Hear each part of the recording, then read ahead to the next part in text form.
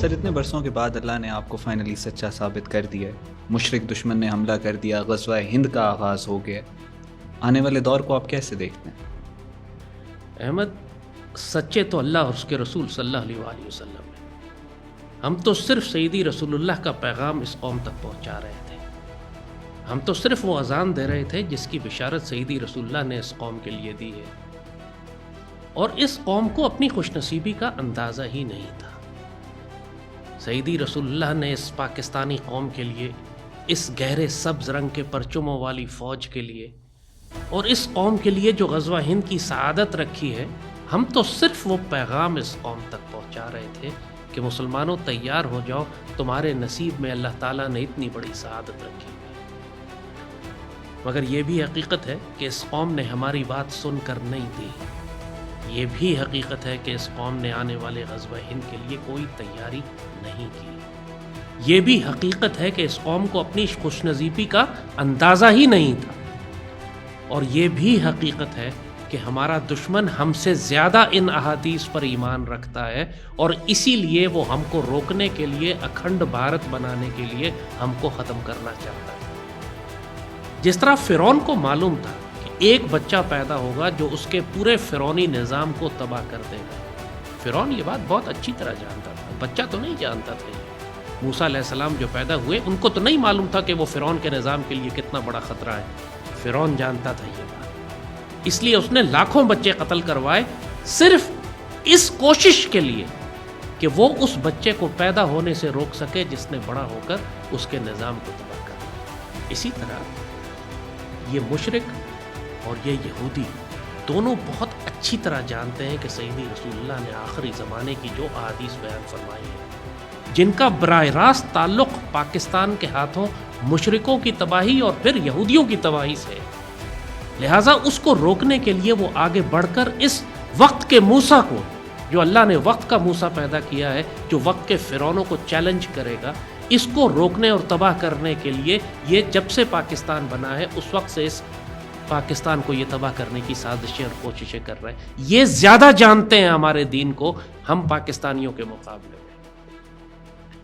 تو اللہ نے احسان فرمایا، اللہ کا شکر اور کرم کہ اب پوری قوم کو آنکھوں سے نظر آ گیا ہے۔ پہلے یہ ہمارا مذاق اڑاتے تھے کہ آپ جنگ کروانا چاہتے ہیں، وار مانگر ہیں، آپ انتہا پسند ہیں، متشدد ہیں، لیکن اب جب مشرک دشمن ہمارے گھروں میں داخل ہو گیا، اس نے ہمارے شہروں میں جنگ چھیڑی، ہمارے ایک ایک شہر میں جہاں کہیں خواب میں کوئی نہیں سوچ سکتا تھا کہ دشمن کے ڈرونز اور طیارے آ جائیں گے، وہاں پہ اپنے درمیان اینٹی ایئر کرافٹ گنز کو فائر ہوتے آپ نے دیکھا۔ آپ نے اپنے گاؤں میں، اپنے دیہاتوں میں دیکھا کہ توپ خانہ لگا ہوا ہے اور میزائل بیٹریز لگی ہوئی ہیں اور دشمن پر ہم جوابی کارروائی کر رہے ہیں۔ آپ نے پہلی مرتبہ یہ دیکھا کہ پاک فضائیہ پوری طاقت کے ساتھ ہمارے شاہین جھپٹے اور جا کر انہوں نے مشرکوں کو مار کر گرایا اور ان میں تباہی مچا دی۔ اس نسل نے پہلی مرتبہ جنگ دیکھی ہے، اور یہ خوش نصیبی ہے اس نسل کی کہ یہ عام جنگ نہیں ہے، یہ غزوہ ہند ہے، اور غزوہ ہند کی پہلی مہم ہے۔ غزوہ ہند یہ نہیں ہے کہ یہ نہ کہیں کہ ابھی سیز فائر ہو گیا، جنگ ختم ہو گئی، ہم نے تو کچھ کیا ہی نہیں۔ اللہ تعالیٰ نے آپ کو ایک ویک اپ کال دی ہے۔ یہ جو پہلی جھڑپ ہے، یہ ایک سمجھیے کہ پہلا راؤنڈ ہے، یہ کئی راؤنڈز میں لڑی جائے گی یہ جنگ۔ دشمن بار بار پلٹے گا، بار بار مار کھائے گا، بار بار آپ کے اوپر حملہ آور ہوگا، وہ بھی نقصان اٹھائے گا، ہم بھی نقصان اٹھائیں گے۔ لیکن اللہ نے، جس طرح آپ نے دیکھا کہ ایک دن کی اس جنگ میں پوری پاکستانی قوم کو اللہ نے ٹرانسفارم کر کے رکھ دیا، پورا مزاج بدل دیا اس کا۔ پوری آرمی، اپنی قوم اور فوج سیسا پلائی ہوئی دیوار البنیان مرصوص بن گئے۔ اللہ کو وہ لوگ بہت پسند ہیں، ان اللہ یحب الذین یقاتلون فی سبیلہ صفا کانہم بنیان مرصوص۔ اللہ کو بہت پسند ہے وہ لوگ جو آپس میں دشمنوں سے جنگ کرتے ہیں اس طرح جیسے وہ سیسا پلائی ہوئی دیوار۔ دشمن نے یہی کیا تھا، پاکستانی قوم اور فوج کے درمیان تفرقہ اور اختلاف ڈال دیا تھا۔ اللہ نے اس پہلی جھڑپ کی برکت سے ہم کو ایک سیسا پلائی ہوئی دیوار میں تبدیل کر، اور اللہ نے اس قوم کو، اس کی فوج کو، اس کے حکمرانوں کو صاف صاف بتا دیا ہے کہ جو یہ فقیر تمہیں 18 سال سے اذان دے کر کہہ رہا تھا کہ تیاری کرو اور تم مذاق اڑاتے تھے، اللہ نے اس فقیر کو سچ ثابت کر دیا۔ لیکن کس لیے؟ اب جو تمہیں وقت دیا جا رہا ہے آنے والی جنگ کی تیاری کا ہو۔ تیاریاں ایک دن میں نہیں ہوتی، ایک ہفتے میں نہیں ہوتی۔ آپ نے اگر قوم کی پوری نسل کو تیار کرنا ہے کہ وہ مجاہد بنے اور پاک فوج کے ساتھ کھڑے ہوں تو اس میں وقت لگتا ہے۔ آپ نے اگر خوراک کے اور غلے کے اور فیول کے اور ایندھن کے ذخیرے جمع کرنے ہیں، اسلحے کے ذخیرے جمع کرنے ہیں تو اس میں وقت لگتا ہے۔ یہ راتوں رات کا کام نہیں ہے۔ تو جو وقت اللہ آپ کو دے رہا ہے، یہ جھڑپیں کو بیچ میں اگر وقفہ آتا ہے، غنیمت جانیں، اللہ کا شکر ادا کریں کہ اس نے آپ کو فرصت مزید تھوڑی سی دے دی ہے کہ آپ اپنی تیاری کر لیں۔ آگے جو ہونے جا رہا ہے، یہ جو سلسلہ شروع ہوا ہے اب یہ ختم نہیں ہوگا۔ یہ ایک طویل سلسلہ چلے گا، پہلے چھوٹی چھوٹی جنگوں کا، اور اس کے بعد آخر میں یہ ایک فیصلہ کن گھمسان کی جنگ میں تبدیل ہو جائے گی جو شاید ایٹمی جنگ بن جائے۔ اب ذہنی طور پر، روحانی طور پر، جسمانی طور پر، عسکری طور پر اس قوم کو اس کے لیے تیار ہونا۔ اب مذاق کا وقت گزر گیا۔ اللہ نے پاکستان کو بنایا ہی اسی لیے تھا کہ آخری زمانے میں جو فیصلہ کن جنگیں ہوں گی مسلمانوں کو دوبارہ زندہ کرنے کے لیے اور اللہ کے دین کو غالب اور نافذ کرنے کے لیے اس کا آغاز پاکستان کرے گا۔ غزوہ ہند پہلی جنگ ہے، اور اس کے بعد جب آپ پلٹیں گے تو مشرق وسطیٰ میں آپ جائیں گے اور وہاں آخری فیصلہ کن جنگیں ہوں گی۔ اس دوران بہت کچھ ہوگا، پوری دنیا میں صرف جنگیں ہوں گی۔ پاکستان کو اللہ نے اس لیے نہیں بنایا تھا کہ ہم جاپان کی طرح ایک اکنامک سپر پاور بن جائیں، لیکن ہمارے پاس نہ کوئی فوج ہو، نہ کوئی ایٹمی طاقت ہو، نہ ہم کوئی دنیا میں اپنی عزت اور وقار کی حفاظت کر سکیں۔ اللہ نے پاکستان کو جان کر غریب رکھا تھا۔ اللہ نے پاکستان کو جان کر ایک مسکین قوم رکھا تھا کہ جو سرفروش، جانباز اور قربانی دینے کے لیے تاکہ حب الدنیا اور کراہیت الموت میں مبتلا نہ ہو۔ ہماری آپ نے دیکھا جس طرح ہمارے توپخانے لگے ہوئے تھے اور گاؤں دیہات کے لوگ اس کو ایک شادی کی محفل سمجھ کے سیلیبریٹ کر رہے تھے۔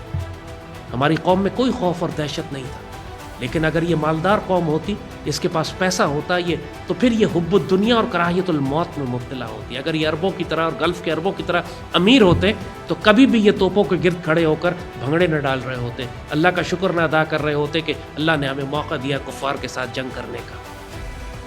تو اللہ نے جس مقصد کے لیے اس پاکستان کو بنایا تھا وہ غزوہ ہند تھا، عالم اسلام کی قیادت تھی۔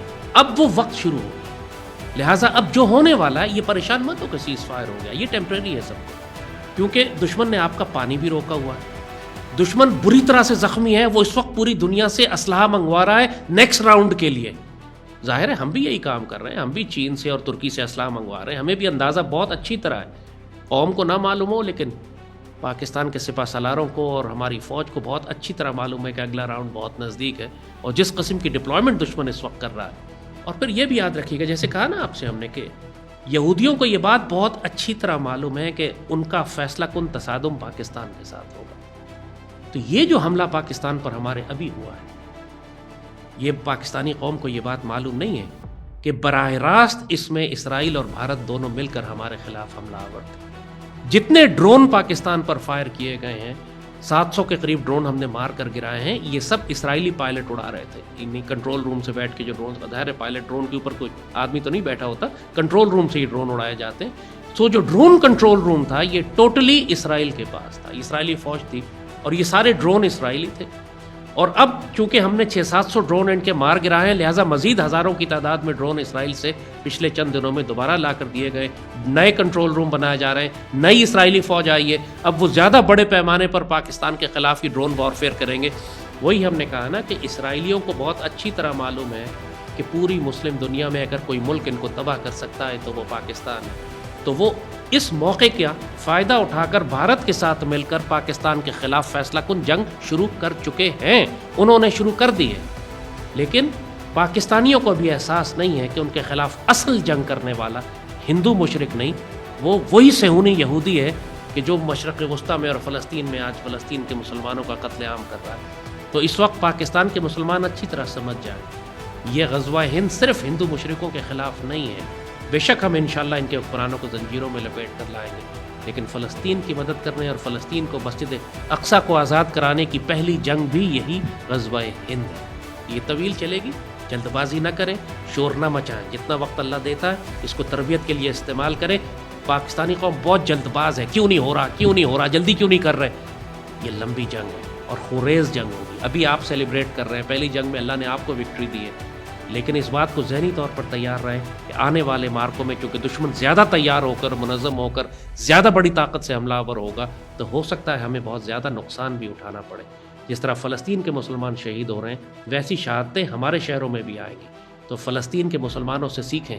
قیامت ٹوٹ پڑی ان کے اوپر لیکن انہوں نے اللہ سے شکایت نہیں کی, استقامت کے ساتھ, جرأت کے ساتھ, صبر کے ساتھ کھڑے. تو آپ نے بھی اسی طرح کھڑے ہونا ہے. اہل فلسطین سے سیکھیں. اس معاملے میں وہ ہمارے استاد ہیں. انہوں نے دکھایا کہ قربانی کیسے دی جاتی ہے, صبر کیسے کیا جاتا ہے, مزاحمت کیسے کی جاتی ہے. اللہ پہ بھروسہ رکھیں. یہ جنگ ابھی لمبی چلے گی, آغاز ہو گیا ہے اس کا. اچھا جیسے آپ نے کہا پاکستانی ابھی سیلیبریٹ کر رہے ہیں, دشمن نے 6 کو حملہ کیا, ہم نے 10 کو ان کو جواب دیا, اس کے بعد سے خاموشی ہے. پاکستانی تو سیلیبریٹ کر رہے ہیں لیکن اس خاموشی کو آپ کیسے دیکھتے ہیں؟ جیسے کہا نا احمد آپ کو کہ دشمن ایک جانب اپنے زخم چاٹ رہا ہے اور دوسری جانب اگلے حملے کی تیاری کر رہا ہے. ہم پہلے مرحلے میں ہم نے شکرانے کی نمازیں آج پورے پاکستان میں ادا کی. ہم شکر ادا کر رہے ہیں, خوشی منا رہے ہیں, مگر ہماری مسلح افواج بھی اگلی جنگ کی تیاری کر رہی ہیں. جس طرح بڑے بڑے ہوائی جہاز, جنگی ہوائی جہاز اسرائیل اور امریکہ سے جنگی ساز و سامان اور ڈرونز اور نئی قسم کی ٹیکنالوجی اور توپیں اور میزائل لے کر بھارت پہنچ رہے ہیں, اس طرح پاکستان نے بھی ہنگامی بنیادوں پر چین اور ترکی سے بڑی مقدار میں ہم نے اپنا اسلحہ منگوانا شروع کیا. اصل بات یہ ہے کہ ہماری پاکستانی فوج کی قیادت کو بہت اچھی طرح معلوم ہے ہمیں ریلیکس کرنے کے لیے یا اپنے ہتھیار نیچے کرنے کے لیے ابھی کوئی فرصت نہیں ہے. یہ خودکشی ہوگی کہ اگر ہم اپنے ہتھیار اس وقت نیچے کر لیں اور یہ سمجھیں کہ جنگ ختم ہوگا. دشمن کا پلان بنیادی طور پر یہ تھا کہ پاکستان پر پہلے تو جیسے آپ نے کہا نا, پہلے انہوں نے حملے کیے صرف جن کو انہوں نے کہا کہ ہم نے ٹیررسٹ لانچ پیڈز پر حملے کیے, یعنی ہماری مساجد کے اوپر, مدارس کے اوپر, اپنی مرضی سے انہوں نے جس کو کہا کوئی مسجد نظر آئی اس کے اوپر انہوں نے بم مار دیا. شروع میں تو انہوں نے اس طرح حملے کیے اور پھر انہوں نے پاکستان کے شہروں پر ڈرونز بھیجنا شروع کیے. ہمارے اینٹی ایئر کرافٹ ڈیفنسز پر انہوں نے ڈرونز بھیجے. انہوں نے ہمارے اسٹریٹجک انسٹالیشنز پر, ایئر بیسز پہ کروز میزائل فائر کیے. ان کا مقصد بالکل واضح تھا کہ پاکستان کی پہلی جو آنکھیں ہیں, جو آئیز اینڈ ایئرز ہیں ہمارے, پہلے ان کو اندھا گونگا بہرا پاکستان کو کر دیا جائے تاکہ پاکستان ان کے بعد میں آنے والے حملوں کو دیکھ نہ سکے. تو ان کے سارے حملے, جتنے بھی ڈرونز حملے انہوں نے اور کروز حملے کیے, انہوں نے ہمارے ایئرپورٹس پہ کیے, ایئر بیسز پہ کیے, ہمارے ریڈارز کے اوپر کیے. اللہ کا شکر اور احسان ہے کہ وہ سارے مار کر گرائے گئے. نقصان تھوڑا بہت ہوا ہمیں, ظاہر ہے وہ ہر جنگ میں ہوتا ہے, لیکن یہ بھی اللہ کا احسان ہے کہ جب ہم نے جوابی کارروائی کی تو اس سے 50 گنا زیادہ نقصان ان کا ہوا. پوری دنیا میں جس طرح آپ نے دیکھا کہ اللہ نے ان کو ذلیل کر کے رکھ دیا. مگر جو اصل بات ہے جس کو نوٹ کرنے کی ضرورت ہے, جو اہم ترین ہے اس سارے معاملات میں, وہ یہ کہ یہ صرف ایک پاکستان اور انڈیا کے درمیان 1 دن یا 1.5 دن کے درمیان ہونے والی جنگ نہیں تھی. اس ایک جھڑپ نے پوری دنیا میں طاقت کا توازن تبدیل کر دیا. Geopolitical fault lines shift کر گئی. پورا ایکسس گلوبل پاور کا شفٹ ہو گیا. یعنی یہ ایک اتنا بڑا گیم چینجنگ ایونٹ ہے جس کو جیو پولیٹکس میں ٹیکٹونک شفٹ آپ کہہ سکتے ہیں, کہ انڈیا نے ہمیشہ پوری دنیا کے سامنے اپنے آپ کو پریزنٹ کیا تھا کہ وہ اس علاقے کا بدماش ہے, اور امریکہ کے آگے وہ اپنے آپ کو اس طرح مارکیٹ کرتا تھا کہ آپ اگر ہم کو اسلحہ اور ہمیں سپلائز دیں اور بیکنگ دیں تو ہم چین کے خلاف بھی کھڑے ہو سکتے ہیں اور چین سے ٹکر لیں گے اور چین کو دھکیل کے ہم پیچھے کر دیں گے. اور تمام چھوٹے چھوٹے ملکوں کو جو خطے کے تھے, چاہے سری لنکا ہو یا نیپال ہو یا بنگلہ دیش ہو یا برما ہو یا سکم, بھوٹان ہو, ان سب کو اس نے دہشت زدہ کر کے رکھا ہوا تھا کہ علاقے کا جو ہونڈا ہے, باقی سارے ملک اس کے آگے بول نہیں سکتے تھے. کسی کا پانی بند کرتا تھا, کسی میں دہشت گردی بھیجتا تھا, اور یہ تاثر پوری دنیا میں قائم تھا. خود عرب دنیا کے آگے اس نے تاثر قائم کیا تھا کہ آپ پاکستان کے ساتھ جو ڈیفنس تعلقات رکھتے ہیں وہ ختم کریں. آپ کی تمام تربیت اور اسلحہ اور سپلائز بھارت آپ کو دے گا. سعودی عرب اور گلف اور قطر اور پریکٹیکلی پاکستان کو یہ ڈسپلیس کر رہے تھے. یہ جو اس جنگ کے نتیجے میں ہوا کہ بھارت کا جو بھرم اس نے پچھلے 30 سال میں قائم کیا تھا, اللہ نے اس کو تباہ و برباد کر کے زمیں بوس کر دیا, تباہ و برباد ہو گیا. جتنی ذلت اس کو دنیا میں نصیب ہوئی, جو اس کا ڈھکوسلا تھا, جو اس کا ایک فریب تھا, جو اس کا ایک اورا تھا, جو اس نے دہشت بٹھائی ہوئی تھی پورے محلے میں, وہ ختم ہو کے رہ گیا. وہ ذلیل ہو گیا پوری دنیا کے سامنے. پاکستان اس وقت پورے خطے کی ایک مضبوط ایٹمی طاقت اور خطے کے لیڈر کے طور پر سامنے ابھر کر سامنے آیا۔ دنیا کے بڑے بڑے ملک اب پاکستان کو سیریس لینے لگے۔ یہ جس قسم کی ایئر وار ہوئی ہے ہماری، جس قسم کی ریٹیلیشن پاکستان نے کی ہے، وہ اتنی فیروشس تھی، اتنی دہشت زدہ کر دینے والی تھی کہ دنیا کے جتنے بھی ہمارے دشمن ملک تھے ان پہ سخت آ رہی ہے۔ جو ہمارے دوست ملک تھے وہ سیلیبریٹ کر رہے ہیں غیر یقینی صورت کیفیت میں، نہیں حیرت میں، ان کو ناقابل یقین حیرت ان کو ہو رہی ہے کہ ایسے کیسے کسی مسلمان ملک نے اتنی بڑی کافر طاقت کو اتنے تھوڑے عرصے میں اس طرح ذلیل کر کے رکھ دیا۔ اس طرح تو اسرائیل مارا کرتا تھا عرب ملکوں کو کہ 3 گھنٹے میں مصر کی ایئر فورس تباہ کر دی، تو جارڈن کی تباہ کر دی، تو سیریا کی تباہ کر دی۔ مسلمان دنیا خاص طور پہ یہ توقع کرنا بھول گئی تھی کہ کوئی مسلمان ملک ایسا بھی ہو سکتا ہے جو اٹھ کے بھارت جیسی طاقت کو ٹھوک کے بالکل اس کو ذلیل کر کے رکھ دے 2-3 گھنٹے کے اندر۔ اس نے بہت بڑا سائیکولوجیکل شفٹ کیا ہے پوری دنیا میں۔ دنیا کی بڑے بڑے ملک اب پاکستان ایئر فورس سے رابطہ کر رہے ہیں کہ ہمارے پائلٹس کی تربیت آپ کرائیں۔ چائنیز ڈیفنس انڈسٹری کے ہم نے شیئرز آسمان پر چڑھا دیے، فرینچ یورپین ڈیفنس انڈسٹری تباہ ہو کے رہ گئی۔ اور پاکستان نے جو اپنی جس کو آپ کہتے ہیں کہ ملٹری ڈپلومیسی کی ہے، ایک طرح سے ہم نے جو مارا ہے ان کو بیسکلی ایک فوجی ڈپلومیسی ہم نے کی ہے۔ اب ہم اس پوزیشن میں آ گئے ہیں کہ پوری مسلمان دنیا میں کم از کم ہم انڈسپیوٹڈ غیر متنازع مسلمان دنیا کا لیڈر بن کر پاکستان سامنے آ چکا ہے۔ یہ اتنی بڑی بات ہوئی ہے کہ جو صرف اس چھوٹی سی جنگ میں بھارت کو کتنا نقصان ہوا اور ہمیں کتنا نقصان اس ٹرم میں کیلکولیٹ نہیں کیا جا سکتا۔ بھارت کو جو نقصان ہوا ہے کہ اس کی 30 سال کی انویسٹمنٹ زیرو ہو گئی، پوری دنیا میں ذلیل ہو گیا۔ اور پاکستان کو جو اللہ نے عزت دی ہے کہ پوری دنیا اب پاکستان کو انڈسپیوٹڈ مسلم ورلڈ کا لیڈر ایکسیپٹ کر چکی ہے۔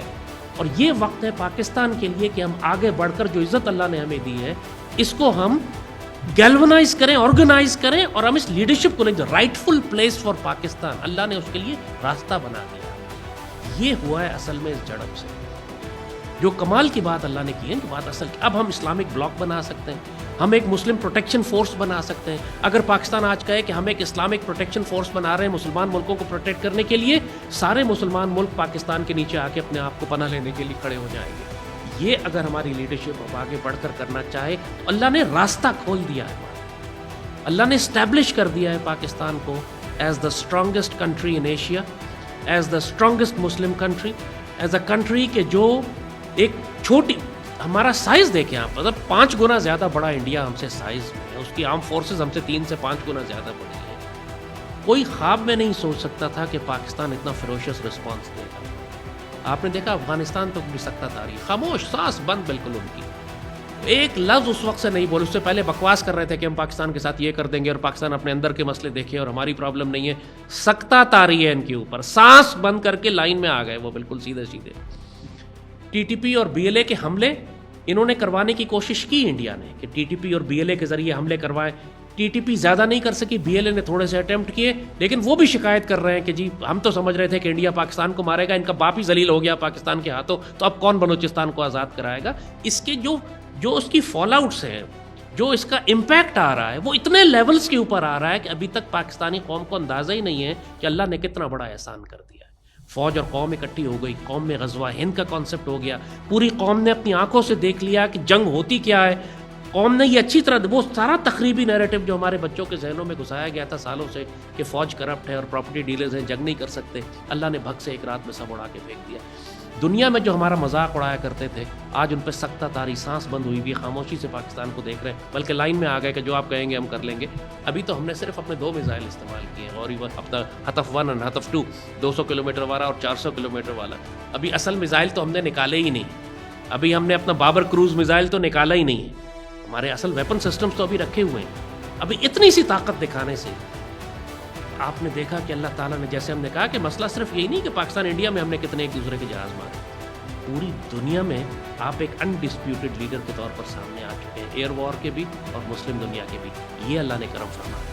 اور سر ٹو دا ایکسٹینٹ میں ایک ویسٹرن وار اینالسٹ کو پڑھا تھا، وہ کہتے تھے کہ امریکہ ہمیشہ پچھلے 70 سال سے اپنے آپ کو as a military might portray کرتا تھا دنیا کو، چائنا ریلیٹیولی اکنامک پاور کے طور پہ آتا تھا، تو وہ آج لکھتے ہیں کہ پاکستان کی وجہ سے پہلی دفعہ چائنا نے اپنے آپ کو as a military power, as a war machine establish کیا۔ لوگ یہ کہہ رہے ہیں کہ جی چین کا احسان ہے کہ اس نے پاکستان کو یہ ویپنز اور اکوپمنٹ دیے. اصل میں یہ پاکستان کا احسان ہے چین کے اوپر کہ ہم نے ان کے اکوپمنٹ لے کر ہمارے پائلٹس نے اتنی شاندار طریقے سے استعمال کیے. جو انڈین کہہ رہا تھا کہ Pakistanis can use the Chinese equipment better than